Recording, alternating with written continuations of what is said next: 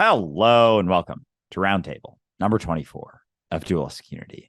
I am gaining an appreciation for all of the different experiences and things that I go through, be it quote unquote external or quote unquote internal. There's always something to look at, something in myself to see, an opportunity to shift a certain perspective. And so I'm enjoying the ability to see the shifting perspectives and appreciating the discomfort that comes with them, yet knowing that being willing to sit in that discomfort, being willing to look at certain things, being willing to change certain things and ride that out has the potential to change me in a very, very freeing way.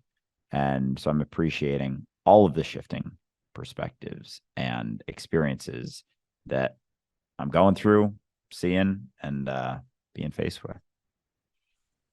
And it's really important not just to face the uncomfortable moments in yourself, but the uncomfortable moments that you would perceive as being caused by someone else. Because often it's still your discomfort. Sure, their actions might be contributing to it, but what is your response coming from? Is it coming from a preference that it didn't happen this way? Is it coming from a preference in what you'd rather be doing? Or is it just discomfort in that there is actually a consideration wherein you may be in danger? There may be something for you to deal with, because that's really it. How much are you thinking about yourself? How much of your discomfort is caused by your investment in your ego? And how much of it is actually just awareness of considerations that are worthy of taking in? So it's worth it to sit in the discomfort. Even when somebody's judging you, to sit in that and go, why do I care? There's a lesson there. And then in wondering, why are they judging me? There's a lesson there. Maybe not about you, but about judgment in itself. It's not about you. It's not personal, but it is about the lessons. And with all of that said, I hope you enjoy this live stream that is Roundtable number 24 of Dualistic Unity. And here we are for another Roundtable episode. God, I love these Roundtable episodes. I want to start today inspired by some of the events at our previous retreat about, I guess, the dangers of pleasure. And I think I'd like to discuss the moth and its relationship to the flame, because the moth does not understand that in seeking pleasure, it's actually pursuing death. It does not understand that. It gets so caught up in the experience of the joy of the heat that it will burn itself to death. And though that is not necessarily what happens to us, it kind of is. And what I mean, and this is the danger, especially when you're really cut off from your own ability to deal with your emotions. And so you're living in a very tiny, fragile box. And in that fragile box, you feel very, very little. And often you're medicated at this point, or you're on your way towards medication, but you're trying to feel less and less by thinking more and more. And you may not understand that that's what's happening, but that's exactly what's happening, because you're afraid to just feel what you're feeling. You don't have any faith in yourself. And so the entire vast ocean of potential emotion that you can have is fucking terrifying. And so you think your way one little bit at a time into a tiny little box where you feel secure, but you also feel like you're in a prison. And so all of a sudden you'll have an experience. Maybe it's on psychedelics, maybe it's at a party, maybe it's during sports, could be anything. But in that experience, the box disappears, even just a little bit, and you feel free and you feel awake and you feel like you're okay with the emotions that you're feeling. And it's awesome. It's the most amazing thing in the world. And then you start to chase it by committing to that thing, that path that you felt got you to it, rather than recognizing that the entire experience itself was just letting go of the box. It was never about achieving a certain state. It was about not needing to. It was about letting go of the need to. And so you start to chase it. And in chasing it, it becomes farther away. And then you start to feel farther from it. And it feels depressing. And it feels very disheartening, like you can't make it there. And so you try even harder. You try even harder. And you're rebuilding the box every step of the way, not recognizing that that's why. This is, as Andrew said recently, we don't realize that the way out is the way in.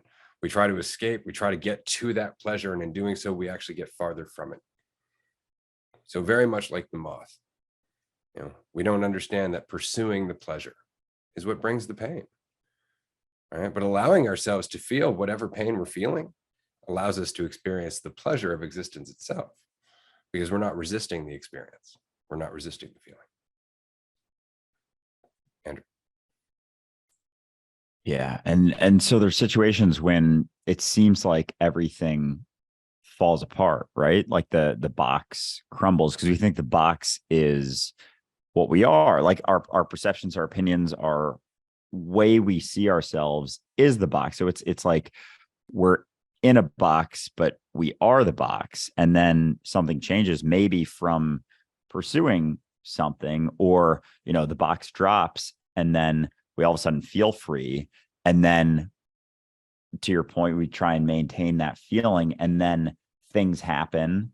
And then, because there's a lack of faith in ourselves, like we don't think we can live without a box. And so there's the building back. There's like the desire to build the same box back again and put pieces together that are fucking destroyed, because you've seen that like the box isn't necessary, but like that box is all you know. And so the realization that you don't need a box, you're willing to let that go, but then realize like, oh, I can, have faith in myself too. And this is a component of being free of a box, or not having such a seriously thick box. And that will allow for a new perspectives of ourself to open up. But if there's the avoidance of certain perspectives that come from that box dropping for whatever reason that it is, it's like there's going to be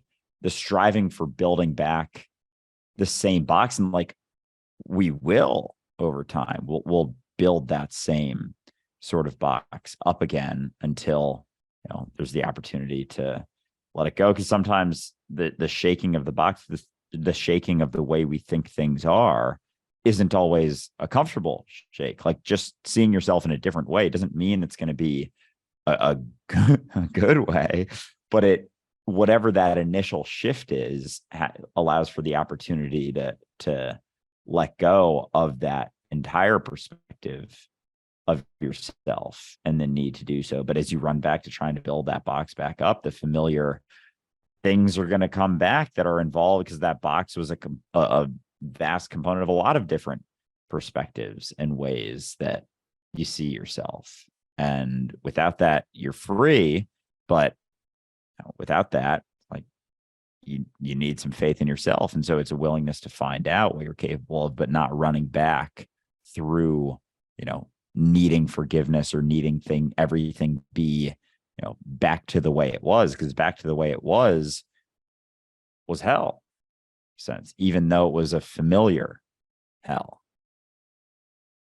Jazz.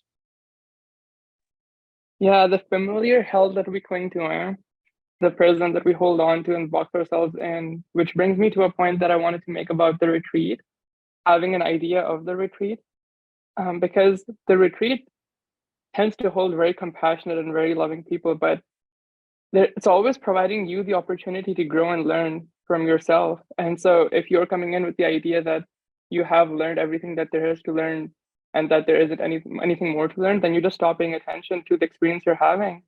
And there's always something to learn. Like anytime I've had the thought, oh, I've made it, I have distrusted that thought, because there's nowhere to get to, one.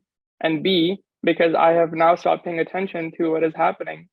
And and that's when I stop being on the ball, if there is any ball to be on, is the experience that is unfolding right now in front of me.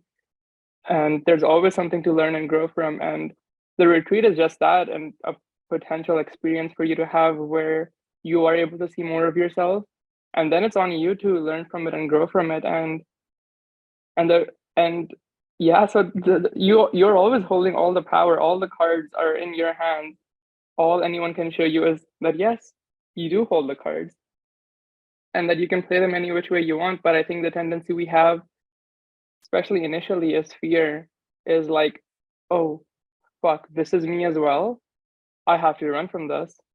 But no, there are other options as well. There's an option to be like, oh, wow, there's so much more to me than I thought. And I can embrace this as well. And I can learn and grow from this as well. And I don't have to run from this. Or I can do a little bit of running as well and come back to it when I feel more comfortable. But there's nothing wrong with any of those experiences. And the idea that you could be doing something wrong is just going to get in the way of learning from the experience that is always unfolding. And so you don't need an idea of that prison where you think you're always doing something right. That's what the prison is, right? That you think you're always doing something right because you have an idea of who you are and how you need to act. But once you let go of the prison, then you are able to see in how many ways there are of acting, how many ways there are of behaving. And I'm not just talking about this. I'm talking about all of it. And so you're able to learn and grow from all of it. And yeah, once you're not chasing pleasure, once you don't have an idea of what a retreat experience is like, a pleasurable one, then you are able to truly take in everything from everyone, all perspectives of me, because I am seeing so much more of me than I ever have before, and it's all coming from my willingness to look at myself dead in the eyes and be like, I accept you.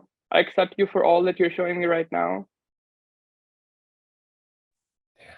And just continue doing that. But that's what happens. You know, we've had people in the community, for example, express, I'm scared. I'm scared of these parts of myself because they're scary. But you have to accept there are scary parts of yourself. There are scary perceptions of yourself. They exist within you. There are also pleasurable perceptions of yourself, right? There are all kinds of perceptions of yourself. That's how much you are. But to fear any of them, you know, is to fear yourself. You know, and then you wonder, why don't I feel like I'm complete? Well, because you've segmented yourself off from the rest of you. How can you feel complete? There are whole rooms that you're not going into in your own house. And it's because you're afraid of who lives there, and it's just you. So open up the rooms, wander around, learn from everything within it. You know, but it's only when you stop being afraid, you know, and we all know this. Who hasn't been in their own house at night alone? All of a sudden you're like, oh, it's kind of creepy. It's the same fucking house. Like nothing's changed. Nothing has changed. The lights are just not on everywhere, you know, and that's the whole thing. It's your imagination. And the same is true for your thoughts. I'm scared of these thoughts. It's like, or I'm scared of becoming this. It's like, what, the monster you've just created in your mind? Like you can just shortcut your way through. Like there's not some process. It's the same thing. You may as well be worried about ghosts. Amanda, hello. Hi, everyone. I'm definitely reflecting on the most recent retreat and this conversation about forgiveness and forgiving others and forgiving yourself. And I love that you got that it was just said that, you know, like the box you create, or I guess the path you take to that unpleasant moment is the path you have to take back. And I thought of a time where I got too drunk and I got overwhelmed and I did things that I was horrified by the next day. And that was hitting on my best friend's boyfriend in front of her. It's like, I was like, oh shit, that is definitely does not me on my best night for sure. But that was the path back to being friends, is acknowledging that the next day and saying like, I am so sorry. I am so sorry. And it was just because I was jealous. It was just because I thought that I wanted what you had and I had to take what you actually had to have it, versus finding one of the 7 billion other motherfuckers out there and have a relationship with them, right? I couldn't pick from the other 7 billion. No, I got to pick the one that my best friend picked, right? It had to be that one. And it wasn't that, it's just that I saw myself in her, where we share a lot of traits. And when I was drunk, I was lonely and I was desperate and I was jealous. And I thought that option was the only available option. But acknowledging that the next day is how we were able to reconnect, and how I was able to acknowledge my fuck up and not pretend that I wish it never happened. Of course, a piece of me wished that it never happened, but it did. And what am I going to do with it now? You know, instead of seeing what I did as a problem, what my actions were an opportunity to connect deeper, to show a part of myself that maybe I wasn't proud of, but a part that was there, a part that if she wanted to be my friend, she's going to be friends with the whole package. My friend is not going to just be friends with the pleasant parts of me. You're unfortunately or fortunately, however you decide to see it, you're getting the whole experience of this, Amanda. And I can't give you a fraction of the experience. I give you all of it. You may not see all faces of that experience, but you're getting the whole experience regardless of what angle you come at it or what angle you see it as. And after acknowledging my mistake and acknowledging why I made that mistake, because I felt at the core was that I was incomplete, that I wasn't enough, and that I needed a boyfriend, I needed a relationship, I needed someone else to complete me, to fulfill me. And in the desperation of feeling incomplete, it was expressed through at that drunken night of going after what seemed like the missing piece. Right. And so it had really nothing to do with her. And it really had nothing to do with him either. It had everything to do with me feeling inadequate, me feeling incomplete, and me not acknowledging, not being honest about that. And because I wasn't willing to be honest about where I was trying to use someone else as a distraction. But just being honest about all of that, me and my best friend, we've been best friends for 20 years. And it's because we are constantly acknowledging the parts of ourselves that we would want to share and the parts that we almost wish weren't there but are. And so when I was experiencing what was happening over the retreat, that was coming back up because I saw that. I was like, damn, I remember that feeling. I remember feeling that desperate, that lonely. And it's such a shame because I actually have always been alone in the experience of Amanda experiencing Amanda. And so I will never shake that. And I don't need to, because there is no problem unless I create it. There is no problem unless I'm trying to find it and settle on there being a problem. Because as Jazz is just saying, there's nothing but opportunities to learn. Every time I encounter what seems like a problem, it's just an opportunity. And because I feel like I can't handle that opportunity, or I can't fully go through that opportunity, that insecurity disguises opportunities as problems. But that's all that's happening, is there are no actual problems. And I'm getting to call my bluff more and more. And I also get to see what it looks like from the outside when I see someone else who thinks that it's true, who thinks that they're not strong enough, that they couldn't handle something that seems challenging or difficult. It's like, it's not difficult, it's unfamiliar. And because it's unfamiliar, you think that you can't embrace it because it's uncertainty. But you can always embrace uncertainty because that's all you've ever done. Anytime I've given myself answers or told myself, oh yeah, we've got this, that's an assumption. And we do, it's just that I don't need the pep talk to be able to handle something, right? Just like I don't need to tell myself I can't, I also don't need to tell myself I do. I can just go forward regardless of how I think it's going to turn out, because I don't know. I never know.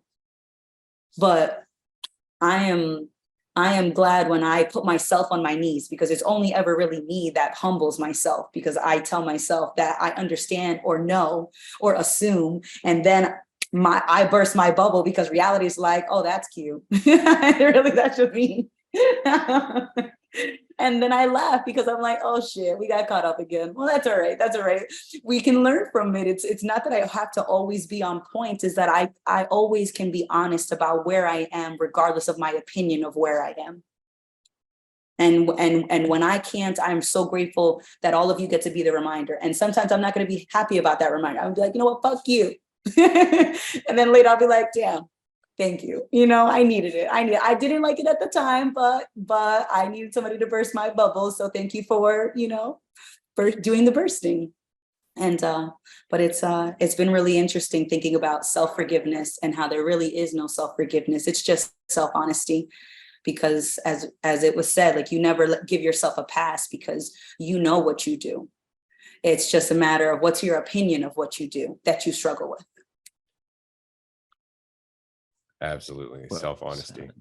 Self-honesty is it. And I've said this so many times for so very long. Brutal self-honesty. Like, you're running from your own judgment. You may as well just come to terms, right? And in that, all of a sudden you can see what you're doing, because you're not just judging what you're doing, right? So yeah, the nice thing about having your bubble burst, and that's the thing, like, you see the value in it. It sucks at the time. Like, there have been so many times where somebody said something where it's like, you're being kind of a dick. Fuck you. Like, you don't know where I'm coming from. You don't understand. God, those 3 words, you don't understand. Yeah, maybe we do, fucker. It's like, maybe we all have suffered. Maybe we all get it. What it's like to feel overwhelmed, what it's like to feel afraid, what it's like to feel like you're not enough. Like maybe we've all gone through it to some degree. Maybe we do understand, but no, you don't understand because that justifies me acting in an especially different dickish way. And so after the fact, you're like, wow, I'm really glad that guy said that. You know, but that said, it's in hindsight, you recognize that you grew because of it, because of the challenge of that single honest statement. Right. And so you see the value in being honest with yourself, which is why it's worthwhile to burst other people's bubbles. Yeah. Yeah. That brutal self-honesty is oh man, it's vital. And Amanda, I resonate because I've had experiences and actually, yeah, an experience that fucking it's fucked how reflective reality is of ourself all the time. Because I actually had something along those lines, and just for a while, like I used alcohol as a numbing of myself, an avoidance of myself, an avoidance of the subtle discomforts. And it was such a normalized thing that it wasn't even, I didn't even think of it as a numbing agent, an avoidance of certain things that I didn't like in myself. And so I avoided the dealing with certain things because it was a way to avoid certain things. And so, yeah, I've done some dumbass shit from it, but it stems from the initial, it's like, you know, and it's such an interesting thing because it starts out because there's a point where you don't have the same awareness anymore.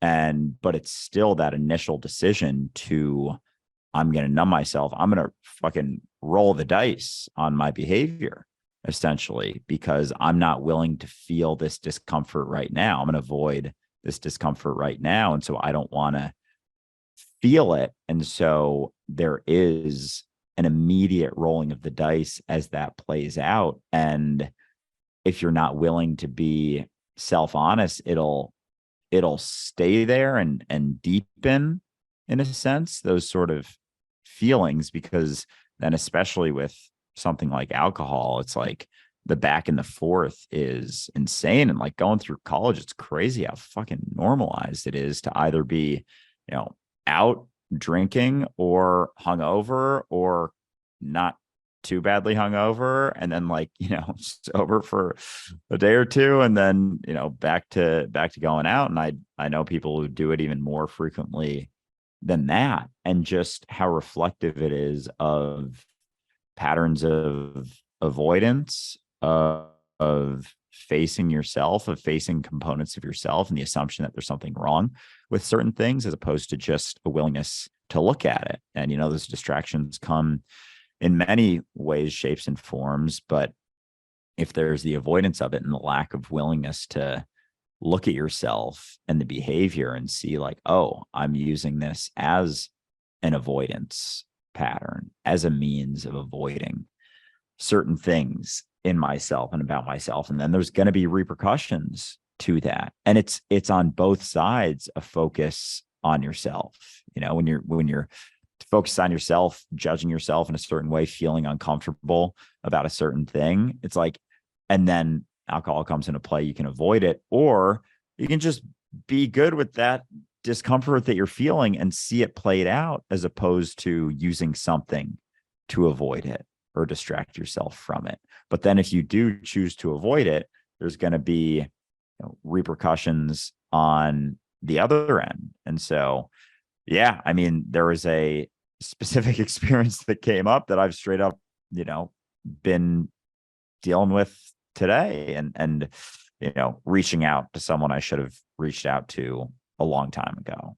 And it's yeah, it's never fucking comfortable at all to do those things. But as we've been talking about, like that, those changes in yourself are always in potential. And there's a number of things that have been coming into play for me.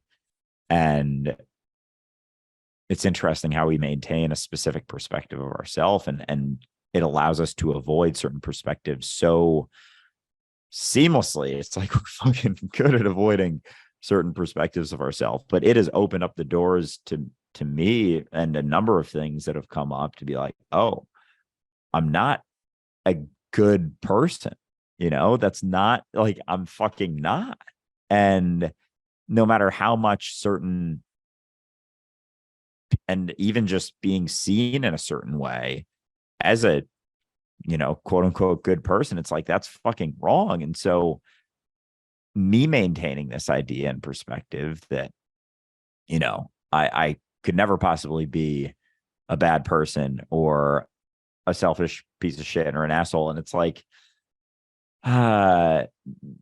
being willing, and as we were talking about on the social episode, like being willing to look at those perspectives without the judgment allows for the ability to then allow that change to keep playing out, because it's like, no, because if I'm not the person that I'm starting to see that has more, considerations, then I'm the person that I've been, and I want to run back to that person. But that's what got you into the mess of seeing yourself in a certain ways, is the one that has continued to have the similar perspectives. But being willing to see yourself in that way is in fact an opportunity to see yourself differently.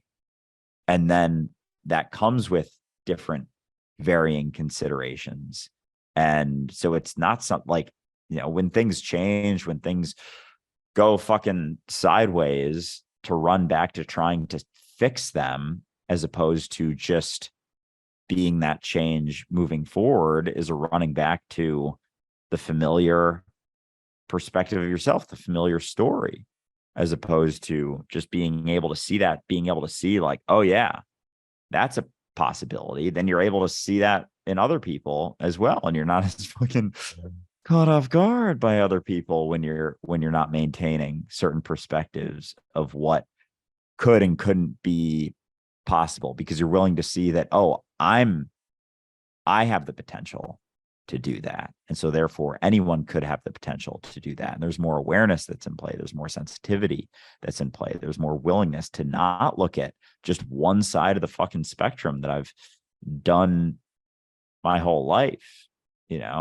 and being able to see both sides allows for more considerations and allows for more of a free experience, but it doesn't come without the willingness to look at the fucking uncomfortable sides that you realize, oh, I have the potential to be that, but it doesn't mean that I am that.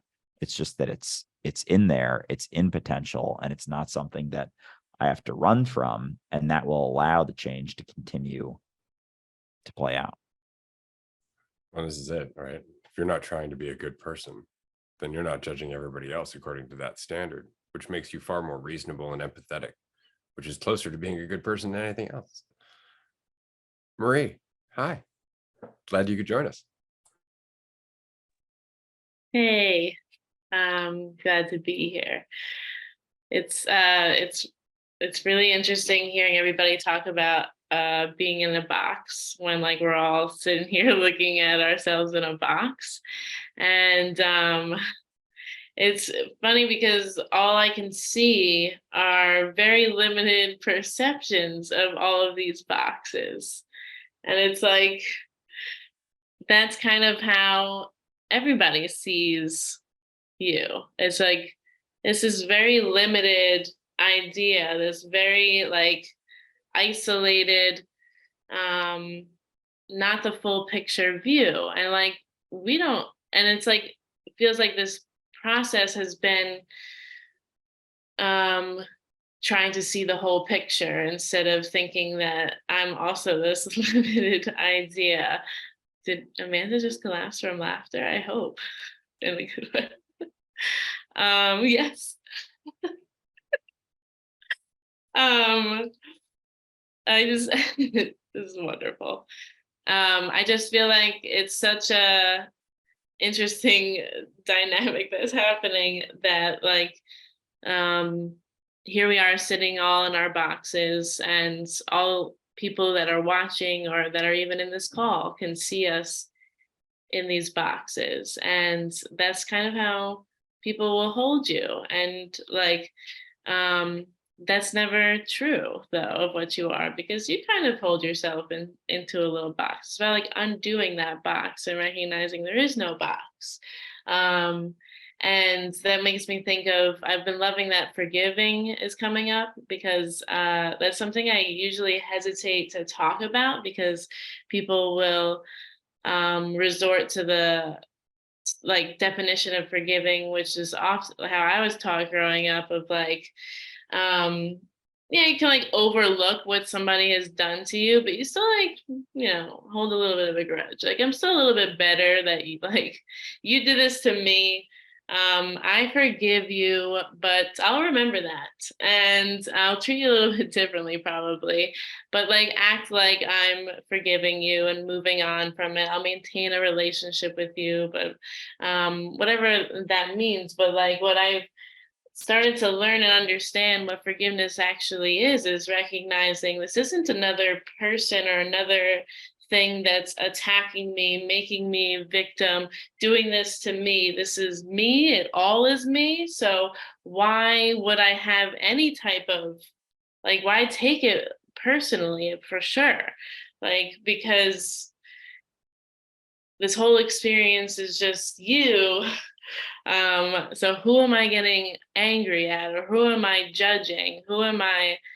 And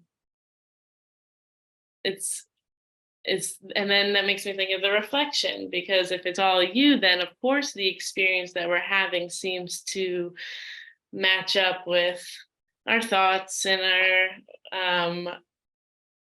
our fears, or like all these things that seem to just pop up. But it's not just like for a random reason. It's like, this is all you experiencing yourself, and this is how it's playing out right now. Yeah, exactly. And oh man, that idea that it's that even the looking at other people to like see how they're doing or see how they're handling, and comparing yourself both, because we can compare ourselves to feel worse about ourselves, but we can compare ourselves to feel better about ourselves, or just to validate certain behavior. And you hear that a lot with like religion. It's like, oh, there's a billion people who practice Catholicism, like they can't all be wrong. It's like, yeah, like they can all be afraid. And so if you're relying upon anyone else to see what they're doing or how they're doing, it's like chipping away, cutting down on the honesty that you have with yourself, and the ability to look at yourself from certain perspectives with that brutal honesty. Because if you're looking to someone else, and most people are self-absorbed, afraid, worried, then that comparison is going to be relative to that, and that's not freedom.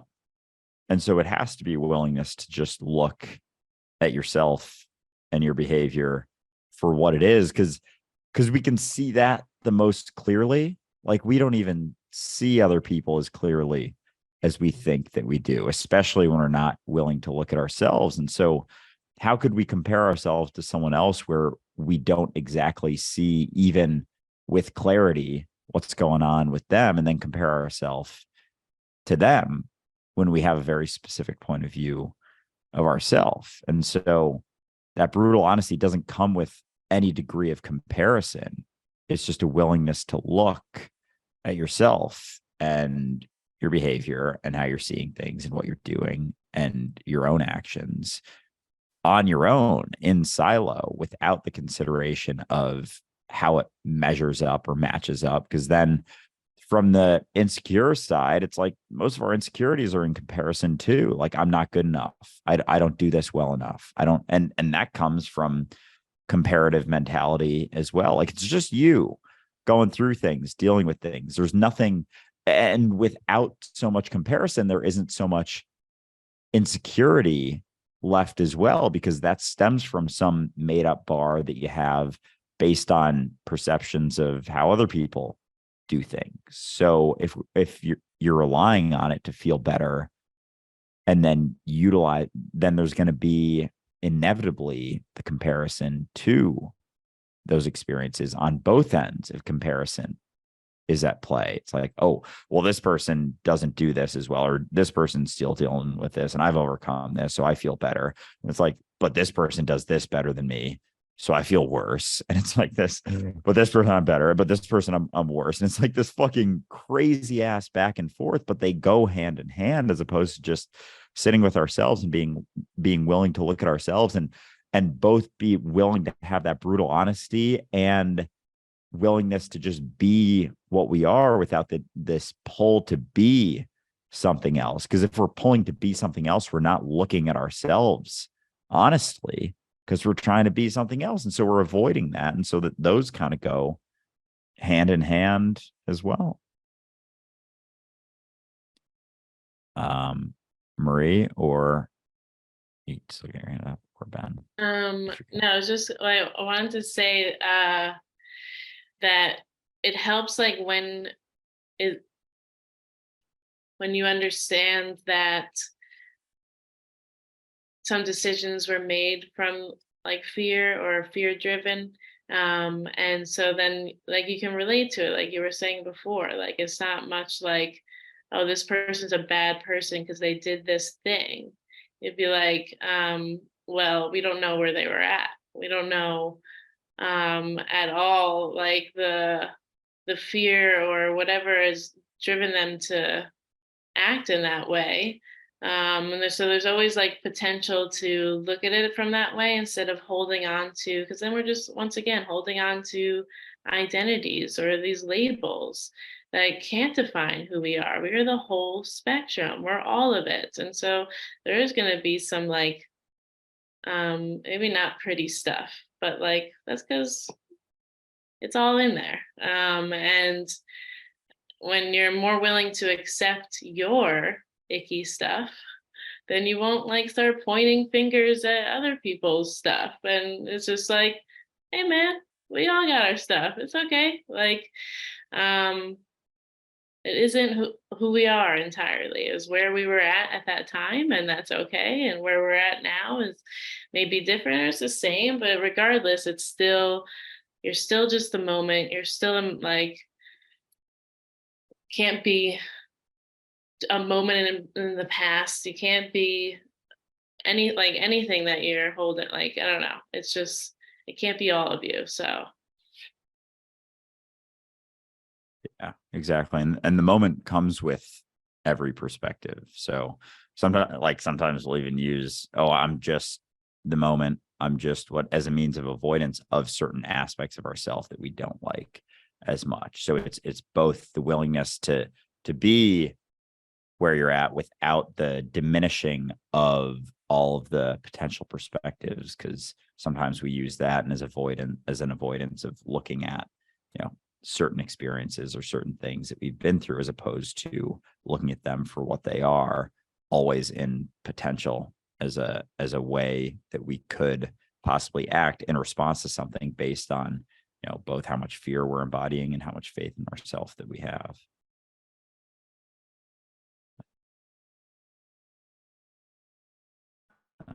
Ben, I froze. Hey everyone. Hey stream viewers and listeners. I just wanted to maybe first touch on the awesomeness of this current conversation.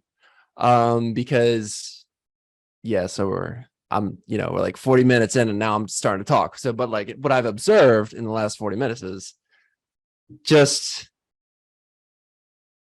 a roller coaster, pretty much. Everyone's talking about, I don't like whatever Andrew and Amanda were talking about in the beginning. I was kind of getting emotional, to be honest. Just being in the presence of their authenticity. And then just coming up to the mime moment when we were all pushing out our little boxes and just laughing, like what an amazing emotional roller coaster. And it's because it's all coming from authenticity. Like I can just feel like every word that comes out of everyone's mouth is not distorted by the lens of ego. Like you guys are just being yourself. And because of that, I can be myself. And it's like opening, I think of like the Panama Canal, where it's like all the locks have to like do their thing, fill the water for the ships to get through. And I have been kind of away from this conversation for I don't know, an extended period of time. So this is my first time coming back to it. And when I am not here, I feel like the locks are kind of having trouble coordinating with themselves, and like the ships, they're getting through, but it's taking a while. But when I'm in this conversation with people who aren't as swayed by distortion, I feel like the locks are working perfectly and the ships are getting through just fine. And so I really felt that when I was listening to everyone up until now. And to go on maybe the theme is boxes today, because I want to add my thing about boxes. So yeah, I think it's a habit to put things in a box. Like I think of my first shroom trip, and I experienced ego death, and then I experienced coming back into my story. And that was like the first time that ever happened. And then after that, I always like thought back on it. I was like, what was that? How do I get back to that? And what I did was use my habit of conceptualizing things and experiences. And unknowingly, I conceptualized my first shroom trip. So that's a habit. And to expand more on the habits, I had like a profound realization, insight, I guess, a couple weeks ago, where I was sick, I guess. And again, sick is just a label. But the second I started feeling that sickness, I immediately went back to the story. I was like, man, I want to be healthy again. I had this idea of what it means to be healthy. And that was the time before I started feeling sick. So I went a few days into this. I'm a few days into this sickness, and I'm in between, like, okay, accept that you don't feel good. And then also, but you kind of want to be healthy again. So I'm just in this like in between state. And then I decide to go outside and just be barefoot in the grass and do my slacklining, because I wanted to move. And I heard that, when you're sweating, or when you're moving, when you're sick, it's like a good way to help heal, because detox, I don't know, movement is medicine, that stuff. But so I'm like slacklining, and I start thinking like, I think it's a habit to have this idea of health and want to go back to it, because I may never feel that way again, because that feeling that I had was in the past. So if I never feel that way again, then the only way I can feel is how I feel now. And then I thought of the etymology of health, which is to be whole. And so if I don't have this idea to go back to, then I'm just here and I'm whole, and then I'm healthy. And then it fucking just, I went through I just felt so much better immediately. And it felt like the whole feeling better versus getting better. I felt better, but I felt like I also got better, because I realized that there is no way that I can ever get back to that feeling of health that I had in my mind, because the only thing I can feel is how I feel right now. And to let go of everything else and just be as involved as I can right now, then that is health. So, yeah, leave it at that for now. Yeah, that's awesome. It's interesting that the perspective on health and just how things play out with that, right? Like, you're feeling a certain way and then fighting it, thinking you should be different. And that's kind of with everything, this assumption that, I should be healthy and I shouldn't be sick. It's like just another assumption that kind of keeps the sickness around. Like, I should be this type of person, I shouldn't be that type of person. It's like these assumptions about who or what I am, as opposed to just seeing that every experience has the opportunity to be what it is, and feeling a certain way doesn't necessarily mean that you have to act in a certain way. And so if you're sick, you don't have to resist and fight the sickness or try and get out of it. To the same way that if you're uncomfortable, you don't have to run back to trying to feel comfortable again or fighting that experience, as opposed to just sitting in it and being in it. And then that allows things to unravel. But if you have this idea that you should also always be feeling a certain way, always be feeling, 100%, there's going to be a missing out on certain experiences or certain, willingness to see things in certain ways based on a varied experience that isn't always, the feeling perfect all the time. And with discomforts and insecurities are the same thing. Like the idea, oh, I shouldn't be insecure, I shouldn't be acting this way, I shouldn't be blah, blah, blah, blah, blah, whatever we come up with, is just another way that we avoid that experience that there isn't anything wrong with necessarily. It's just our assumption that there's something wrong with that. Just like the assumption that, it's a bad thing to be sick, as opposed to just another variation of our experience. And when we see it as that, usually it has a way of playing out in a different way, or at least there's still the ability to, fully experience what you're going through as you're experiencing that thing that you've typically tried to run from or avoid. And we've said it before, like being afraid of getting sick is just going to make it harder for your immune system, right? And stress just locks down everything in terms of the healing process. And so you're actually working against yourself in your struggle for self-improvement and healing. Like there are people who have exercised themselves to death, for example, right? People who've gotten so caught up in losing weight that they've actually hurt themselves physically, right? So there is a certain degree of just self-acceptance and intuition and being able to feel your body. This is something, the older I get, the more I recognize that I really didn't spend much time just feeling my body. I thought I did for sure, but I wasn't really slowing down enough to do so. There are times now where I'll just lie on the floor for a good half hour and just feel my body. Like, where's my tension? Where am I more relaxed than others? Where's the blood flowing? Are my feet cold? Things like that. And just feel it without doing a thing. And how often do we give our body even that much? That's the basis for Reiki or energy healing or hands-on therapy or any of that stuff. Is just the fact that you're just providing more energy. You're just providing more potential for somebody to do more with their own body. But we're not giving that to ourselves. We're not even giving our whole attention to ourselves.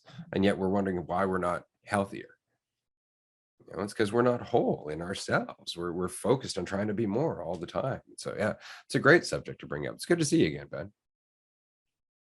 Thank you. You guys as well. Jay, how's it going, man? It's going great. Thanks. I'm glad you guys are back. Good to see everybody again. Hey, Jazz. Amanda, great to see everybody. Ben, Marie, Andrew, good to see you all. I wanted to touch on what we were talking about. I missed the first part of it, but I can imagine what was talked about because there's been, communication going on and whatnot. And so in regards to like things like that, like Andrew mentioned something about brutal honesty. You mentioned about being brutal honesty with oneself, and I can relate because I came from a background in my past where I was kind of a druggie, and being a druggie, I did a lot of druggy things. And unfortunately, when you do a lot of druggy things, a lot of people get hurt in that wake, including myself, and I beat myself up. There's processes, and this has gone on for years and years and years. But it was because I was afraid to face the fact of the moment right now. And I needed, or felt like I needed, some kind of a drug to escape the moment that I was in. And so I had to overcome that, and I had to get brutally honest with that. And then, and coming to terms with that, like a lot of there was repercussions, there was consequences, and there was a lot of real conversations that were tough. with people that I cared a lot about, that love me, you know, cared a great deal about me, that I hurt, that I fucked over in some kind of way. And I had to forgive myself, first of all, and say, hey, you know what, first of all, I'm just not going to do that shit again. And then secondly, I had to just be honest with them and say, hey, I know that I fucked up. I did. And this is how I think I fucked up. This is the way that I feel like I fucked you over somehow. And I just want to let you know, I appreciate that you might not even give a fuck about it at all, but I'm just let you know I'm aware of it, and that shit ain't gonna happen anymore. And then that is it, you know, that from there, it makes things a whole lot easier, you know. But I have to be first willing to just face that shit. And what else you gonna do? Hide away? You know, that's my other choice, is to keep on hiding away, you know, and that's with the drugs and stuff like that. That seemed like an easy road until, you know, I almost died a few times, and that became apparent that that's really not the way to go, you know, and there are other options. But now things are changing, and I can relate from that aspect too, because I've been down that road, you know. I've felt, and I've been the one that fucked up bad a lot of times. And I had to accept that, and I did. And it's just coming to fully terms with it yourself, and then you get through it, man. And then you can change, become anything you choose to be in this moment forward, you know. You've got to face the past too while you do, but you do, and you get through it, man, you know. And now shit, when I don't even think about it, like, I'm not that person that I used to be by any means, nor would I be. Of course, I'm different, you know, and my life is much different than it was 15 years ago, say. But now I don't even have to think much, and it's all about the application. You've been mentioning that a lot in recent episodes, Ray. It's like not about the words, it's about the application. And so it's been kind of eating at me a little bit, because there's some things I'd been putting off that I wanted to do. So I just said, fuck it, one day, and did it. And I said, you know what, no matter what comes of it, I already made the choice. So any future thought about that is not going to fucking help a thing. So I've cut out, it's been 5 days now, but no nicotine, no alcohol, and it's been the easiest 5 days of my fucking entire life. It's so easy. Like, I don't know what the fuck I was building it up to be. I was all afraid that I was going to be, oh, you're being uncomfortable. Like a little wimpy bitch. And like, now that I'm doing it, and like when the thought comes, the craving comes, it's like, it holds no weight, because I'm not going to act on it. I don't have to give that any more consideration than I do any other little fleeting thought that I might have. And, you know, it's fucking easy. And that's coming along, and not to compare or contrast or anything like that, but just to show that you can come a long fucking way in this life, you know. And it just comes to with being honest. I've got to agree, like, it's really what it comes down to, is just being 100%, just face that shit. Like, what's the worst that's going to be happening? You know, you're not going to physically hurt from facing your shit, you know. Just fucking do it. Absolutely. Fuck. Well said, man. Absolutely. And this is it. It's growth, it's maturity. And this is something that we reflected on over the weekend, that, you know, there's a developmental path, and ideally we have parents who they can take it in terms of their own needs and whatnot, when we as their children aren't happy with them. And when there's a consequence to our actions, when we've pushed them too far, when we've been inconsiderate, when we've lacked empathy, you know, these parents, maybe if in an ideal situation, would be like, no, you can't do that. Like, that's just not how that works. You know, people aren't going to put up with your shit. And you could whine, you could cry, you could throw a fit, and they're still going to sit there and go, yeah, it still doesn't change anything. Doesn't change a thing. Doesn't change a fucking thing. You know, and as in doing so, you mature a bit, you grow up, and you don't grow up to still try and enact that same fucking strategy of, I just need to throw a big enough tantrum. I just need to throw a big enough catastrophe in order for people to pay attention to me, for me to get that pity, for me to get that attention. I can actually just deal with my shit and grow up on my own. It's on me. It's on me. And that's responsibility. That's what we're supposed to learn over time. And I know this as a parent, because I'll say it, I've said it before, I'll say it again for sure. The hardest part of being a parent were other parents. Because it is super difficult to see some kid who is out there being a bully, some kid who is out there throwing a tantrum, some kid who is doing, and then you look at their parents and they're modeling that behavior. Maybe not to the same extreme, but it's there. The kid just hasn't learned how to limit it to a reasonable, societally acceptable level. But that parent is still greedy. They still force their way through a conversation. They still, impose their perspectives on you. They judge you. They do all that insecure shit. And those people raising a kid, if that child's not like, you're the best parent, let me buy you something. Let me distract you. Let me make you feel better. Let me soothe that for you. Insecurity in a parent is just, it's almost like doom for the kid.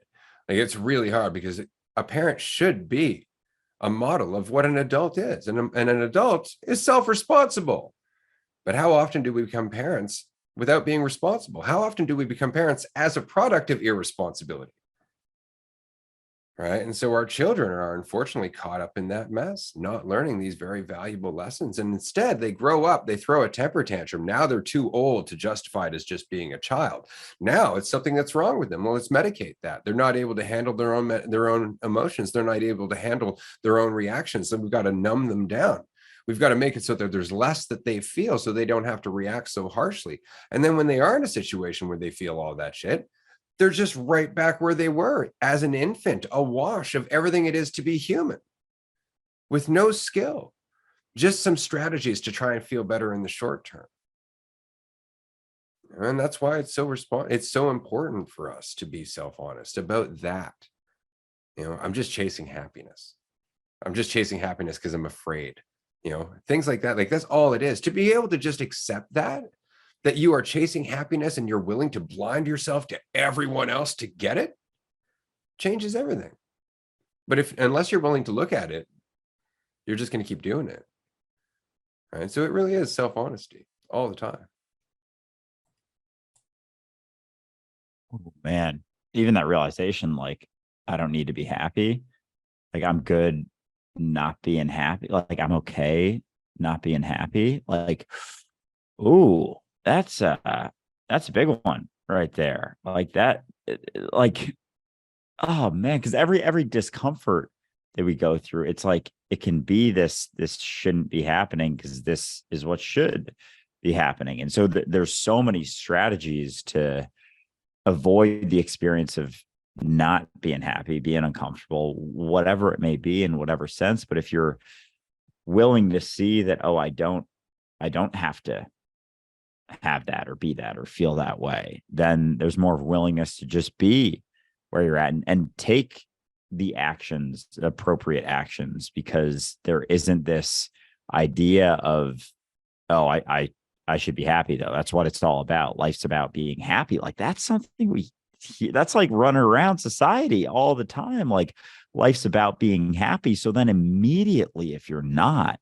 you think something's wrong, something should be changed. But a lot of our experiences, a lot of our most impactful experiences where we grow the most, we're not feeling happy. We're not feeling amazing, incredible, 100%, be it discomfort, be it insecurity, be it sickness, be it anything. Like, those are the deepest opportunities for growth. But if there's the assumption that I should be happy, I should feel better than I do right now, there's going to be the avoidance of whatever there is in order to replace it with the striving to be happy in whatever way that you use in that spot.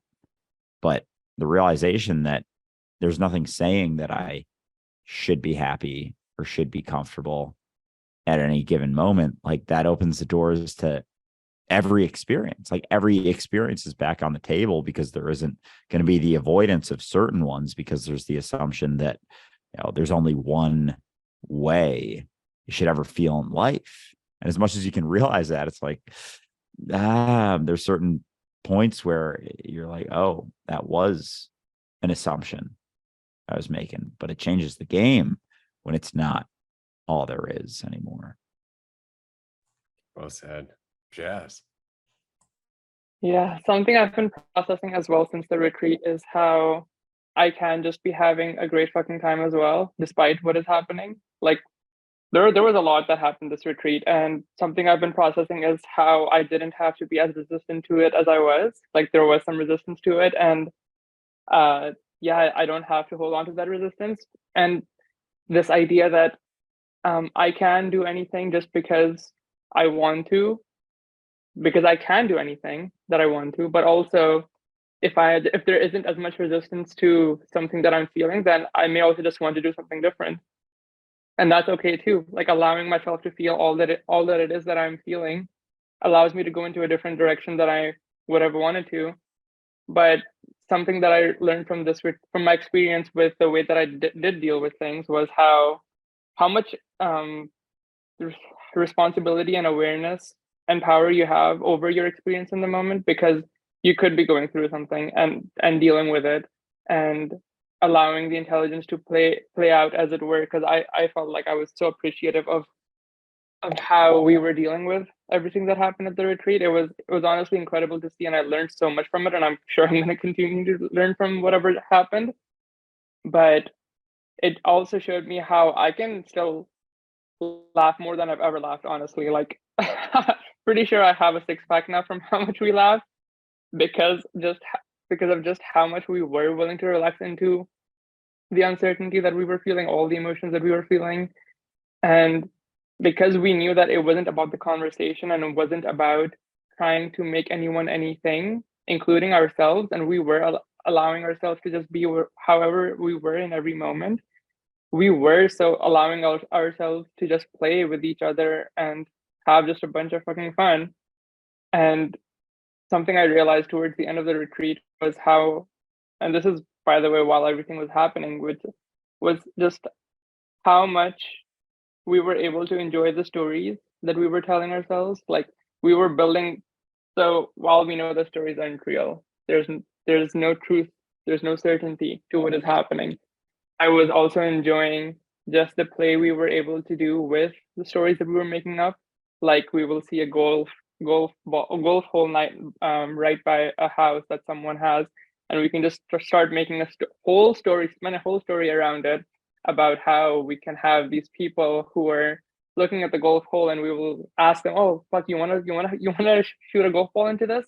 And then everyone's just like gathering around, and we have a whole line going around the blocks of that are super long, about how that are just wanting to get in on the ride, get in on the fun of playing with the golf hole.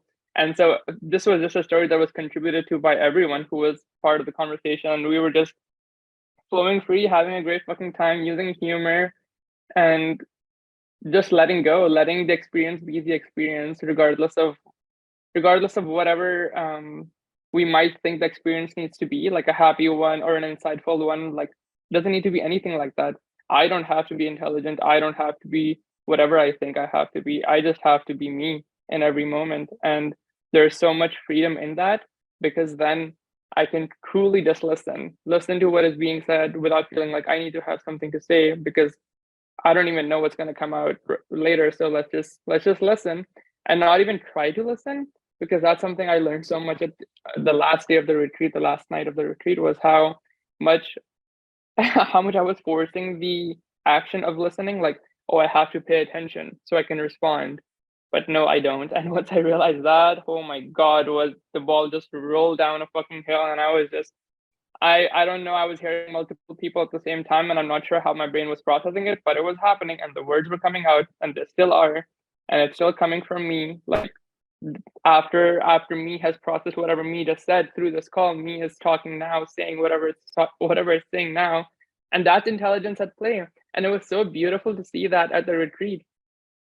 Honestly, I'm so appreciative of the experience I just had, because it was so relaxing to just see that at play, like the fun, the play, the intelligence, the creativity, the acceptance, the compassion, the patience, the acceptance, all of it, because we were settling into what the experience is, rather than talking about enlightenment, talking about what the experience can be, talking about what freedom looks like. Not talking about what freedom looks like, but just embodying that freedom. And I'm just so happy about that, you know.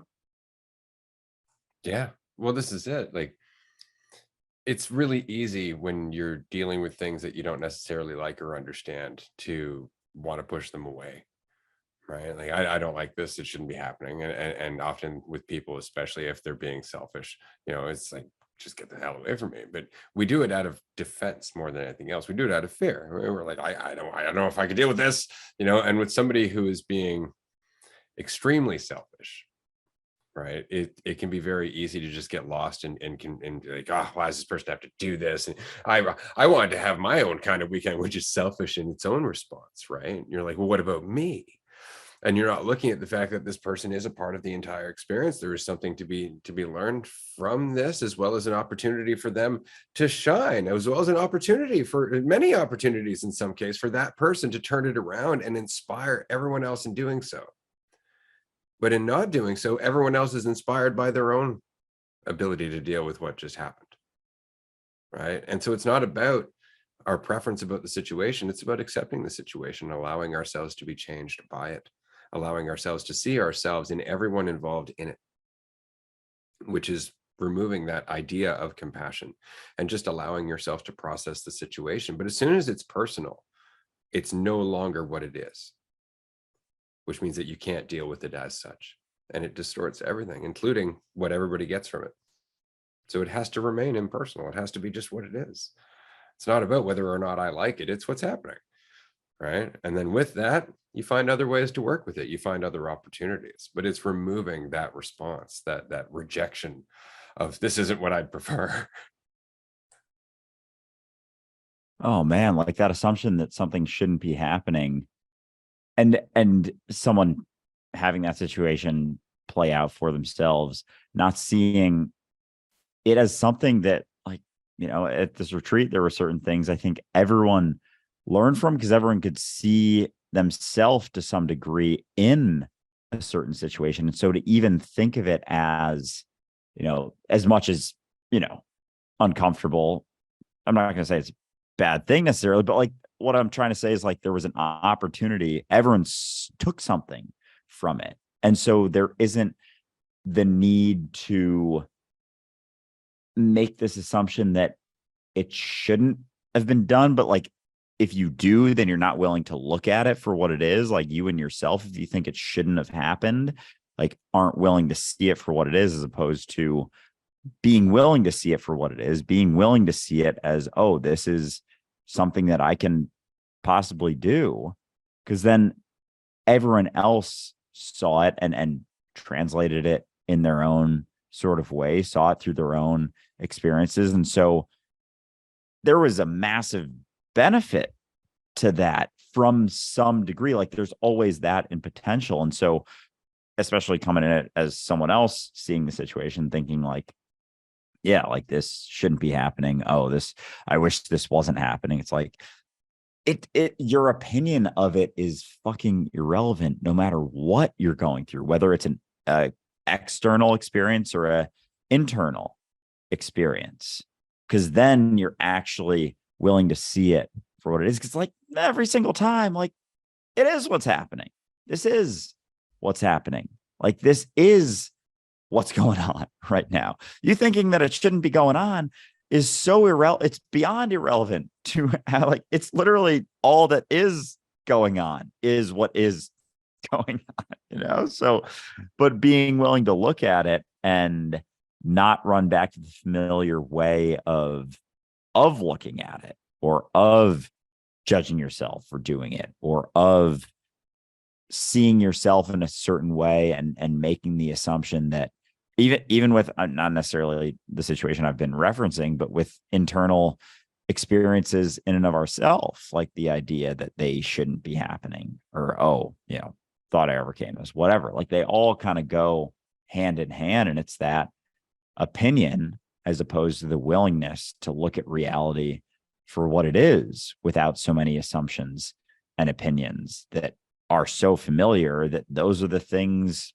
more or less reinforcing yourself, the division that you perceive between yourself and what's happening, because you're everything that's happening. Which brings me back to the idea of forgiveness, because once you recognize that nothing that is happening could ever be wrong, it's only your opinion of it that it could be wrong. There, you realize that there's nothing to forgive as well. Like, you don't need to look for forgiveness. You don't even need to forgive yourself. Like, all of that, the idea of forgiving yourself is coming from the idea that you did something wrong that you shouldn't have done, which is ultimately getting in the way of like freedom, really, because you're saying that you shouldn't be acting this way, but it's like, no, you did act this way, and that's okay. And and there's so much to learn. There's always so much to learn. But if you're thinking, oh, I need forgiveness for that, then you're not even looking at the lesson that could be gotten from that experience. And yeah, that's so powerful. That's so powerful. Well said. Amanda, hello. Hi. I love this. The thought that came to me that I wrote down just in case I went on a rant on something else, because you never know. But was that you always take something from every situation, but you only take what you value. So if you value validation, that's where your attention is going to go. That's what you're going to take from that moment. But technically, you're always taking something from every single moment. It only happens to be what you value, what you think is worth taking. Because there was an opportunity for growth to be taken by each of us, right? But not all of us took that. That doesn't mean that it wasn't there. It's just that, the person at the retreat that was having a difficult time just didn't value growth, but they valued validation. They valued just their feelings more than anyone else's. And so all they took from the situation was their portion of it, their experience of it. Something that I took was appreciating my growth, because I know that 5 years ago, I would have cussed him out. I would not have given him patience. I would not have been as calm. I absolutely would have been like, it's so funny that you want us to be considerate of you, and you're not being considerate of the group. That's convenient for you. Right. And I could have been just as harsh, but instead it was every time I saw him, like, hey, what's going on? Hey, how you doing, man? Breakfast is going to be done in an hour. Despite the fact that you've ignored me all morning, breakfast will be done in an hour. There will be a seat for you. There will be a place at the table for you. So if you would like to rejoin the group, please join us. That didn't happen. Isolated himself. Totally fine. Again, saw him later. Hey, how you doing? I'm making some snacks. Nothing, no response, just walked away. And then later on was coming and asking me, can you tell me what happened? And I'm like, no, I don't want to hear it. And so I treated him like I would treat any child. No. No, I don't want to hear it. I don't want to hear your excuse. I don't want to hear, and that to someone else could seem cruel. That to someone else could seem harsh, because I'm not saying, oh, we all make mistakes. We're all in this together. We all mess up. You don't have to worry. No, it's that at this point, being overly being comforting to you is going to be a disservice to all of us, because you're not even willing to acknowledge that you impacted us. You don't control us. You're not the center of that moment, but you absolutely contributed something. You absolutely influenced the experience for everyone. And it wasn't so pleasant, because we were all, what it felt like to me was I was just furniture on his stage. Right. I'm a chair with no feelings. And he's just trying to move me around. And I'm like, I'm not. Like, I am more than just a part of your set. I am a co-contributor to this moment. This moment is our moment, and you're treating it like it is just your moment to do whatever you want with it. And I'm just going to tell you no. And if you keep trying to do that, it's just no. Like, stop that. I don't know what to do. Stop pretending. Stop pretending that you're the only person here, that you're the only one with feelings. Stop pretending that your feelings are the greatest or the point of focus. Because as we were all doing that, all saying hi, all being open for 3 days, and 3 days of having somebody like lurking in the shadows, 3 days of having somebody like purposefully ignore you, purposefully stay away from you. And it's like, and I could still empathize with where he was, because I had that night where I was drunk and I did something that I was not proud of, right? So I was watching him and remembering that desperation, remembering that need for validation, that feeling. I remembered it, and I still wasn't trying to give him a pass. So I gave him space. I did not give him a pass, and all he kept coming back for was a pass. Let's just pretend that it didn't happen. And I'm like, I'm not pretending with you. You're playing this game by yourself. If you actually want to have a moment where we connect, where we talk about the moments where I feel exactly the way that you feel, where we could both learn from this, where we could both surprise ourselves with how much we can be, how much we can let go of, great. But if you're going to continue to cop out and look for an excuse, I'm not going to be that crutch for you.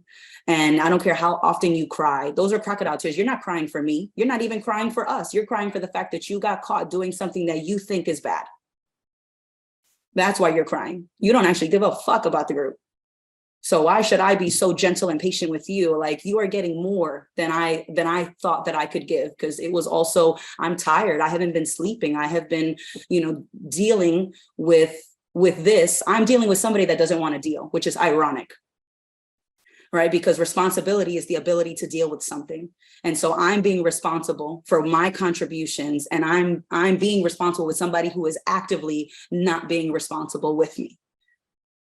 And so there's only so much like kind words that I can give you. And but it also wasn't to be harsh. At no point was I saying, that someone is a piece of garbage. At no point was I saying that, I can't believe you did this and how dare you. And it was none of that. It was just, no, I'm not going to pretend with you. I don't want to hear this story. And if you don't know what to do, stop pretending that you're the only one who was impacted by your actions. So are we. And no one's trying to say that there's no coming back from that, but pretending that it didn't happen is just bullshit, because it did happen. And so what are we going to do with it now that it happened, especially because I had a firsthand experience of doing something that I wasn't proud of. And then the way that I handled it was like, and it's not that he had to do it in that way. It's just that I just didn't want to pretend that it didn't happen. And so it was like, just space, giving space, but not giving a pass, and not being afraid that he was not going to have the greatest opinion of me. I could care less if he didn't like me in that moment, because I'm not there to make you feel better. And it goes vice versa. I never expect anybody to make me feel better, because I know it's not going to be one setting.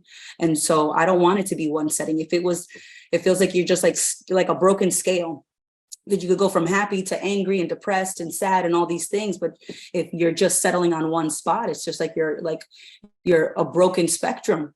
But it's not broken. You just are telling yourself the story that like, oh, I'm afraid of myself. Oh, I don't know what to do. Oh, I just don't know. And it's like, well, what's happening right now? Because I know that you can feel the room. I know you can feel us. Everybody's feeling awkward. There's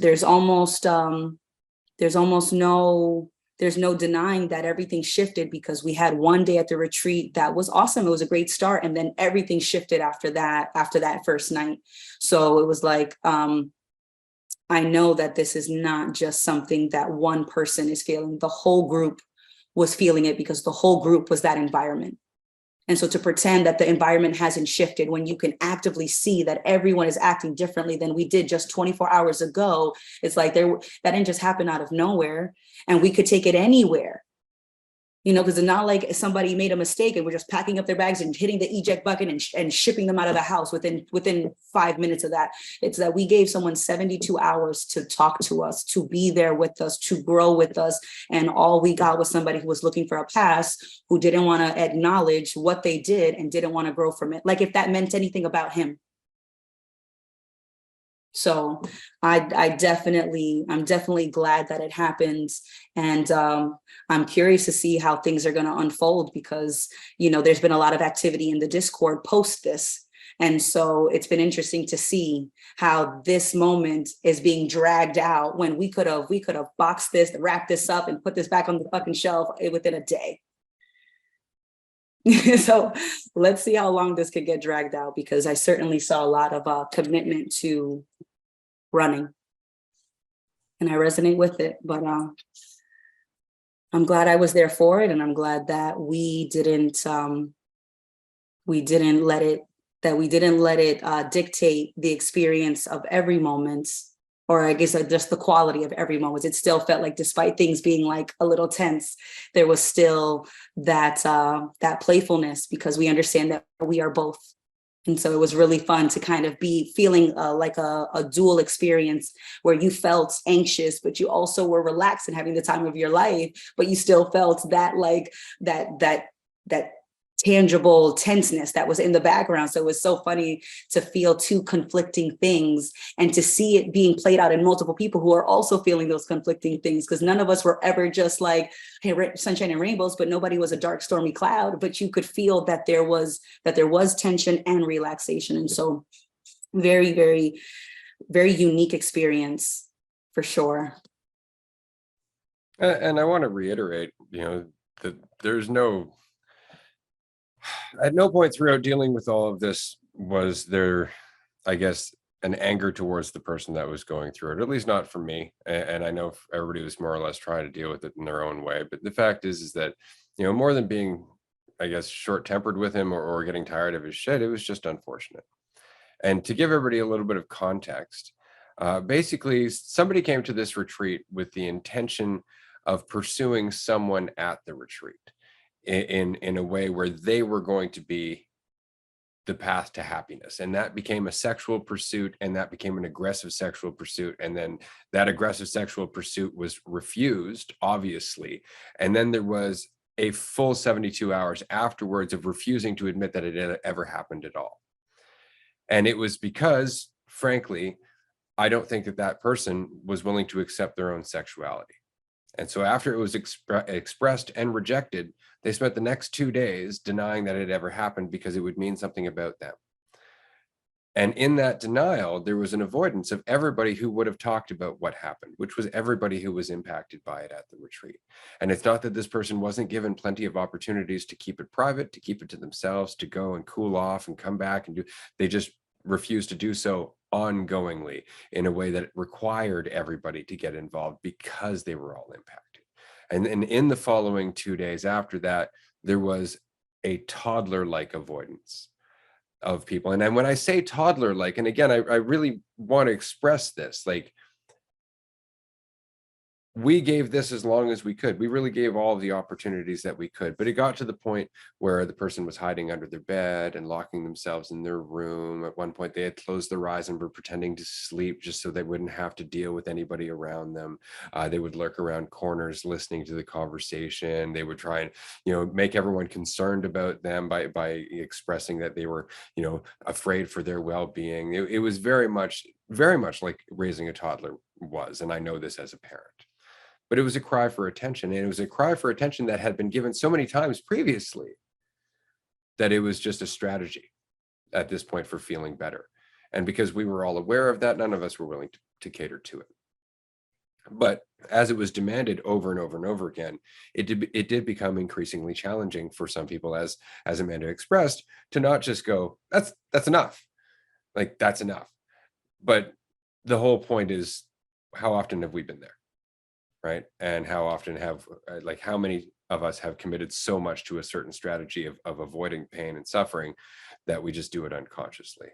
And so there was as much understanding as we could give, but as of the last day of the retreat, it was still going on. And the person had decided, rather than come and talk to us, as we had requested, as we had offered, as we had all willingly said, we're here for you, they decided to go to the Discord where they would cherry pick the things that had happened in order to gain support and validation from the rest of the community who was in the dark. And so it was at that point that it was clear that there was going to be no responsibility, that there was going to be no accountability. And because of this complete refusal to admit anything had happened, that they could in fact recall anything happening, everybody felt that they couldn't be trusted. And rightfully so. Because everybody in that position at that point would have went, all right, yeah, I did something. I can see everybody's impacted here. Like, it would have been the easiest thing to simply accept, I did something that had an impact. And there were reasons I did that thing. And I'd love to unpack those reasons, because obviously this is twisting my life.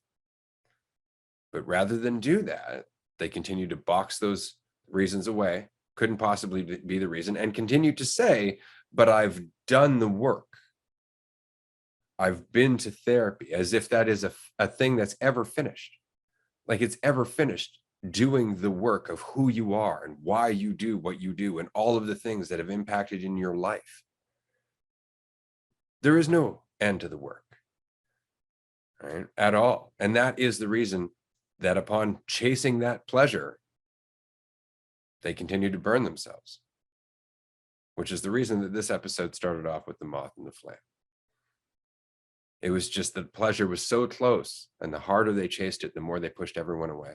They pushed an entire house of accepting, loving, empathetic people away by demanding that those people be something else, despite the fact that those are exactly the kind of people that you would want around when you are beating yourself up and judging yourself for who you are. And yet you couldn't see it. And that is the danger. This is why you have to let go of your judgment, because as long as you're judging yourself, you can't see anybody else around you who's willing to be there to talk to you, who's willing to be there while you express what you're learning. You know, because you're not learning anything. You're just like, I suck, pity me, or save me. Either way, pay attention to me, because that's all I'm doing to myself. And it becomes this vicious circle. So I just wanted to add the context there, because it was a very unique experience at this retreat. And it's one that, again, I can empathize with, because I was that person once upon a time. I was afraid of the emotional ocean that we all are. I was over medicated to the point of numbing myself. So every little emotion sent me reeling. And every time it was like, this is why I can't deal with things, because I'm oversensitive. It's like, we all are. We all are. We are all oversensitive. And what we're trying to do is develop some sensitivity and at the same time courage. So that way the waves can hit us like a fucking tsunami and we're not afraid of them. You know, we can take the torrent without needing to protect ourselves, right? And that's what maturity is. Taking everything that you are and just learning to be sensitive and non-judgmental, to accept yourself as you're going through it. Andrew. Yeah. And in order to be able to handle those torrents, you know, you got to be able to, you know, swim around a bit on your own and gain a sensitivity for what they are. Because, you know, if you're numb from it, going through torrents, you don't even realize there's torrents around, and there's an avoidance of it. And so getting out, sometimes there's a lot of torrents because they've been avoided for a very long time. But getting out gives you the opportunity to start to get a sensitivity to those things. But at the same time, you know, as things happen, things change, we change. There's no guarantee that the environment's not going to change, right? A lot of times as we change, like, the environment changes as well, whether it's in a way that we wanted it to change or a way that we didn't want it to change. Change is change, you know? And so if there's an avoidance or a resistance to certain changes playing out because of actions that we've done, like, there's going to be avoidance of the change, the entirety of the change, you know, both in ourselves and in the environment. And so this idea that I need a certain thing or a certain situation, and the avoidance of letting it go, will hinder that change as well. And the idea that, oh, I had, you know, came into a situation with an idea of something that was going to be a key, something that was going to be an unlock. Oh, I did something to push that away. Why do I need that key? Why do I need that unlock? And so in some whack-ass convoluted way, there's the ability to see that, oh, that thing I was looking at to help me, you know, be it community, be it things, be it whatever, I don't need that. And sometimes the shift in that the inability to be a part of a certain situation anymore is exactly what we need to see, to be able to see that, oh, I don't need anything but myself. Which oftentimes when that happens, when that, you know, felt sort of connection or involvement gets cut, it's like, that may be exactly what's best, because, you know, we're not here to be anyone's key. We're not here to be anyone's thing that saves them or helps them or changes them. And sometimes that changing, that environment changing, or the opportunity to be involved in something, is exactly what someone needs to see, like, oh, I can do it on my own. I can learn to swim on my own. I don't need that thing that I thought I needed that is now, because of something that I've done, started to be pushed away. What's that, Marie? Very interesting conversation. Thank you for the context of what had happened. And there were thoughts that came up in terms of how it sounds like the behavior of this person was like, and how it's described as toddler like. It makes me think of like my job, because I'm like, what that sounds like is absolutely, which is why again I feel like I can empathize with this person to an extent, right? You know, like that. And so that like call for attention, as you said, and like just not a lot of, I don't even know the situation fully, so I can't really speak on it. I can only speak on what it reminded me of.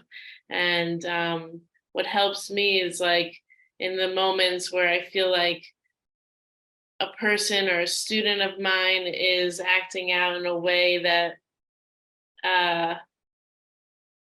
isn't, not like what I don't like, but like isn't what I expected, for one, or it's just like, you know, a little challenging, I guess. The moments where it's important, like we were talking about, like holding people accountable, like recognizing if somebody is acting in such a way that is affecting others, like, you know, I'm still thinking of like my classroom, like we'll bring up like, hey, look up, there are like other people here, like we can't just be wrapped up in our own stuff and then totally leave out the fact that we're constantly influencing other people around us all the time. It's in those moments though, like that I work through holding people accountable, and like you said too, Ray, without that anger though, because then that feels like I'm putting in a narrative of like, well, this was wrong, and this is, it's like it is what it is, like going back to that conversation, it is what it is. And sometimes I feel like when people say that, it'll still be like, well, I'm still holding on to like a narrative of what I think it is, whatever that is, what it is, but maybe that wasn't really what it is. If that makes any sense. Like this is like their perception of it.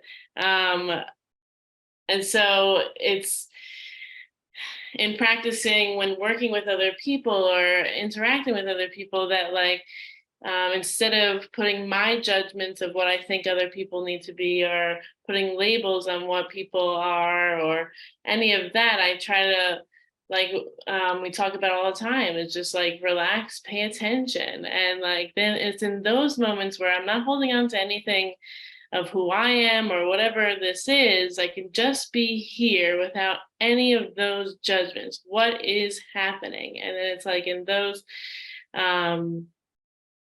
moments that are helpful of how to navigate it from there. And I'm just like so curious about all the retreat. It makes me think too, because this weekend I thought about y'all, right? And like I was experiencing things that were making me feel a little uncomfortable, or what you were describing, Amanda, of like that tension, but that relaxation and that dualistic experience, which I think is funny. And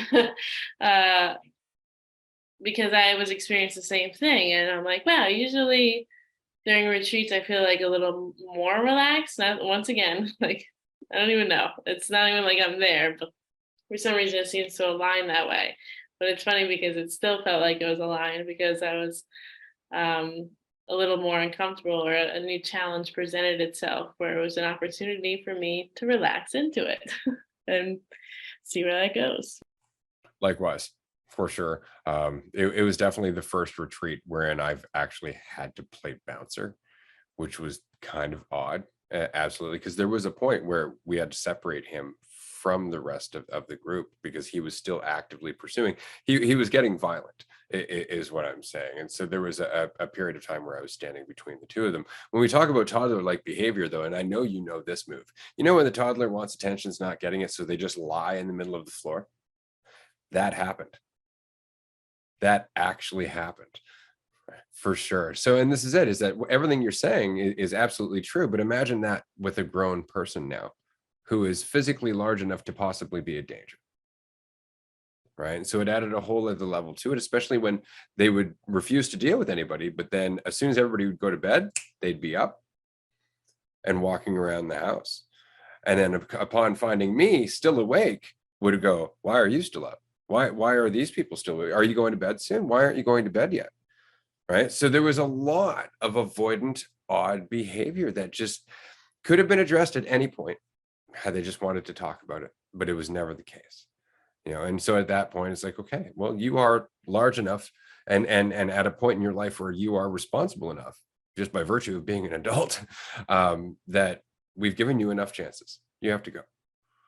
And that was sad, because even that was met with a refusal to deal with the situation, to the point where they just closed their eyes and pretended I wasn't there, pretended that they were asleep. So it got extreme. Absolutely. And again, no anger, no hate from any of us. If anything, as Jess said, we all used it as an opportunity to learn about ourselves, to learn about where they were coming from, to learn about how to deal with people in a way that's compassionate, but isn't just self-soothing or soothing to them. Right? Like, there were a lot of opportunities at this retreat. Absolutely. So yeah, it was an experience for sure, but one that to be honest, we kind of saw it coming. It was going to happen eventually. It was going to happen eventually, because people make the mistake of thinking this is about itself, self-improvement or enlightenment, right? Or touching God or achieving happiness and fulfillment. And they don't recognize that it's none of that. It's none of that at all. It's about being yourself, which is everything you need. Right. So yeah, it was definitely full of interesting conversations. Certainly. And yeah, because it wasn't just that one situation. Even when things were kind of settled, there was the continuation of certain behavior of avoidance and like just uncertainty, where everyone was on edge, despite that specific situation maybe playing out that night. Then it's like the days following, it wasn't always just avoidance. It was like lack of communication, to the point that no one really could settle upon anything and kind of had to stay on edge. And so it was an unwillingness to look at things as they were and see them for what they were, and confront them for what they are. That it continued to play out. It wasn't just that one situation either. And yeah, it was, I think, an incredible, as uncomfortable as it was, an incredible learning experience for everyone, and as impactful as any other experience we've had at a retreat. And with impactful experiences, there's the opportunity for change and growth for everyone involved. And so there that was certainly a component of it, but it was it was a great learning experience, I think, for everyone, or at least has the potential to be ongoing, including the person that we're talking about. And I think this was the important part, is days and days and days of being around people who are giving you exactly the opportunity that you're going to wish for and have been wishing for a long time. And then to pass all of those up, it's going to stick.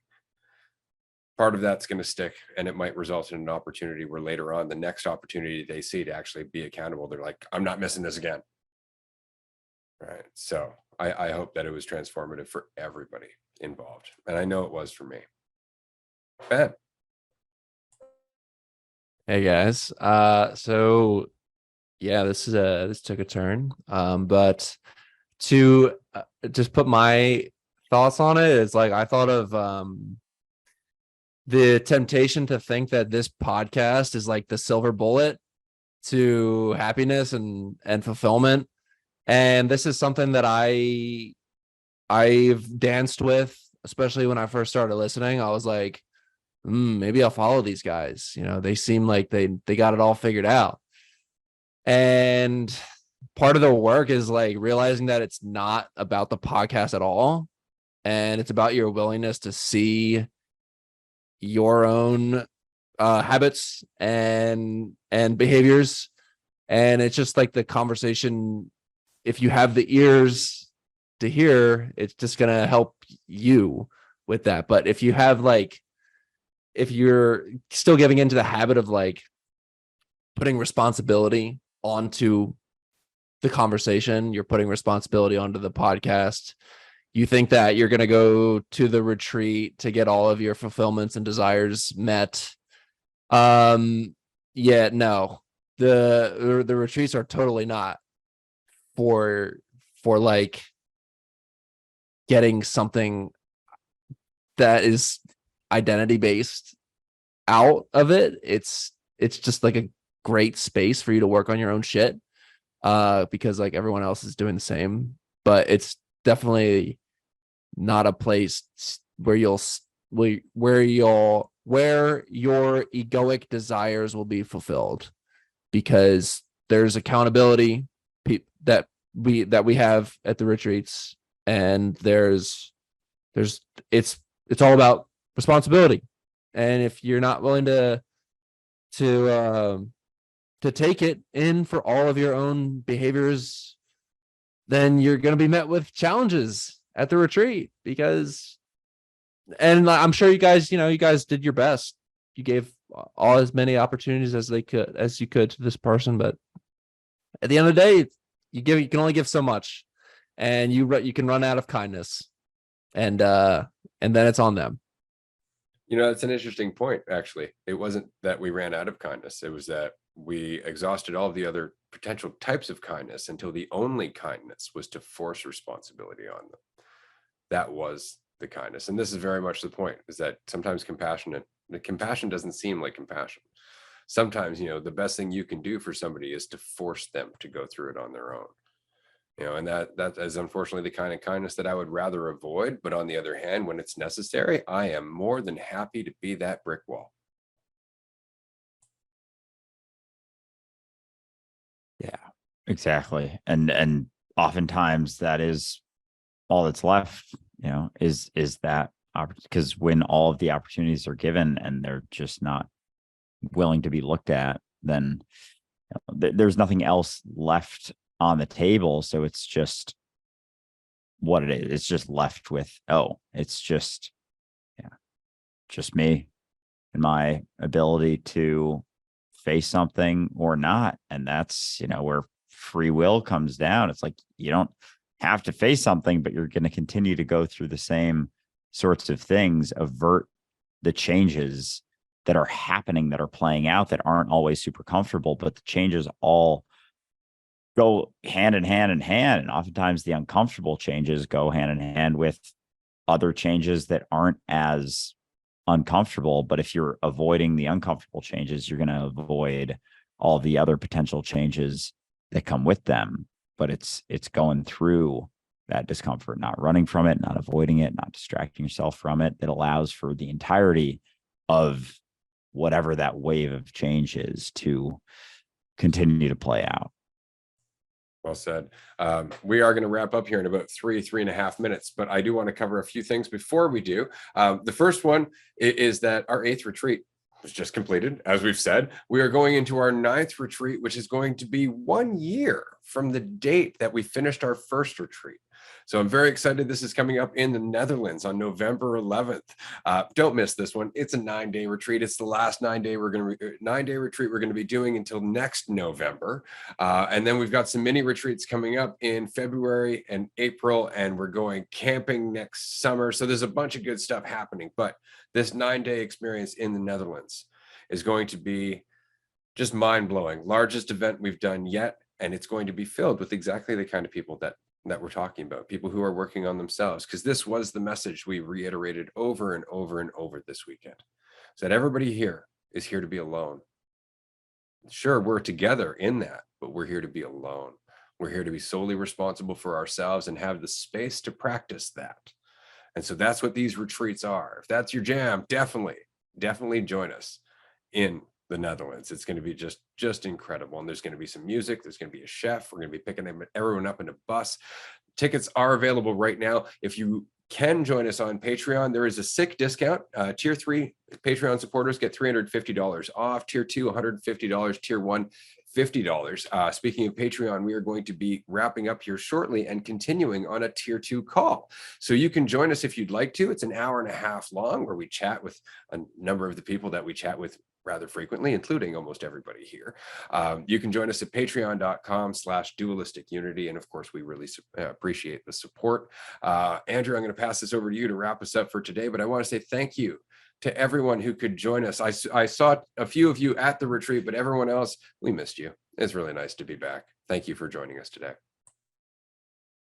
Yeah, the retreat was incredible, and it's great to be back. And I appreciate everyone for tuning in to this episode. It's definitely a worthy exploration of this side of the conversation, because it's not the comfortable, happy, everyone's me sort of freeing sort of thing. And yet this is what informs all of that. This is like the base of everything that we are. Everything that I am is the willingness to see things for what they are, on my own, in myself, without all of the assumptions about it or assumptions about myself involved. Just seeing it for what it is allows for, it's like letting down the gates to the dam and allowing things to keep on flowing. But you can't avoid looking at, certain behaviors and patterns that don't necessarily match with your perspective of yourself in order for the entirety